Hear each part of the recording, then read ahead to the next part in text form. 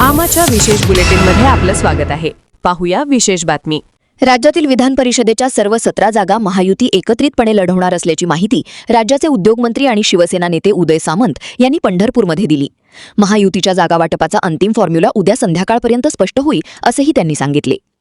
पंढरपूर येथे शिवसेना पदाधिकारी बैठकीसाठी आलेल्या उदय सामंत यांनी माध्यमांशी संवाद साधताना म्हटले की दिल्लीमध्ये बैठका सुरू असल्या तरी महायुती एकसंघपणे निवडणूक लढणार आहे. विधान परिषद निवडणुकीत सर्व 17 जागांवर महायुती म्हणूनच उमेदवार उभे केले जातील. 14 जागा भाजपकडे जाणार असल्याची माहिती कोणत्या सूत्रांनी दिली हे मलाही कळावे असे म्हणत कोणत्याही जागा वाटपाच्या फॉर्म्युल्यावर अद्याप शिक्कामोर्तब झाले नसल्याचे त्यांनी स्पष्ट केले. कोकणात शिवसेनेची ताकद अधिक असल्याने तेथील सर्व जागांवर दावा करण्यात आल्याचे सामंत यांनी सांगितले. कोणती जागा घ्यायची आणि कोणती सोडायची याचा अंतिम निर्णय घेण्याचे सर्वाधिकार उपमुख्यमंत्री एकनाथ शिंदे यांच्याकडे असल्याचेही त्यांनी स्पष्ट केले. रायगडच्या जागेबाबतचा अंतिम निर्णयही एकनाथ शिंदेच घेतील असे उदय सामंत म्हणाले. 17च्या 17 जागा आम्ही महायुती म्हणून लढू, 17च्या 17 जागा आम्ही महायुती म्हणून जिंकू, हा ठाम विश्वास आमच्यामध्ये आणि आमच्या सगळ्या कार्यकर्त्यांमध्ये आहे. शिवसेना हा युबीटी गट आहे आणि आमची शिवसेना ही शिवसेना आहे जी एकनाथ शिंदे साहेबांच्या नेतृत्वाखाली चालते. शेवटी कुठच्याही मतदारसंघामध्ये जागा मागणं हा काही दोष असू शकत नाही.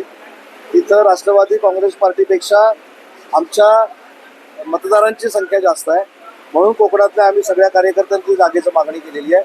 पण याच्यावर निर्णय घेण्याचे सगळे अधिकार शिवसेनेचे हे माननीय एकनाथ शिंदे साहेबांना आहे. महाराष्ट्रामध्ये जो कांद्याचा प्रश्न निर्माण झालेला आहे त्या कांद्याच्या संदर्भामध्ये अमित भाई शाह साहेबांकडे आज बैठक होती म्हणून राज्याचे मुख्यमंत्री आणि दोन्ही उपमुख्यमंत्री हे दिल्लीमध्ये होते. 17 पैकी 14 जागा भाजप त्या ठिकाणी स्ट्रॉंग आहे आणि 2 जागा आपल्या शिवसेनेला आणि 1 जागा राष्ट्रवादीला मिळते अशी शक्यता आहे. नक्की काय चित्र आहे हे कुठच्या सूत्रांकडनं तुमच्याकडे माहिती आली मला माहित नाही. ते सूत्र जरा मला सांगा, त्यांच्याशी मी चर्चा करतो. पण असं नक्की होणार नाही. पूर्वीपासून निवडून आलेल्या 5 जागा आहेत त्यांची आम्ही मागणी केली आणि अधिकच्या जागांची मागणी केलेली आहे.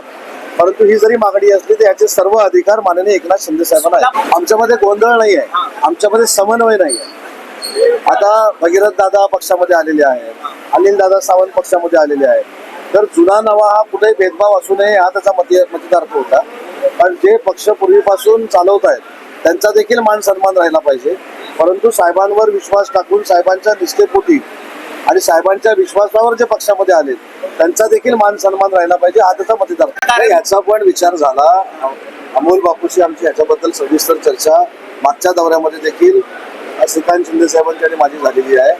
शिवसेनेच्या कार्यकर्त्याचं लोकप्रतिनिधीचं खच्चीकरण होऊ नये ही आमची भूमिका राहणार आहे. आणि दुसरी महत्वाची गोष्ट जी ऐकायला मिळते, मी अजून त्याची खात्री केली नाही, की साध्या साध्या गोष्टीवर पोलीस कारवाई करायची हे काय नवीन जी फॅशन आलेली आहे ती जास्त मोठ्या प्रमाणात इकडे आहे. कोण करते मला माहित नाही. पण मी आज माझा मुक्काम सोलापूरमध्ये आहे. मी सीपींची पण बोलणार आहे, एसपींची देखील बोलणार आहे. की शेवटी पोलिसांची विश्वासार्हता महाराष्ट्राच्या ही फार मोठी आहे.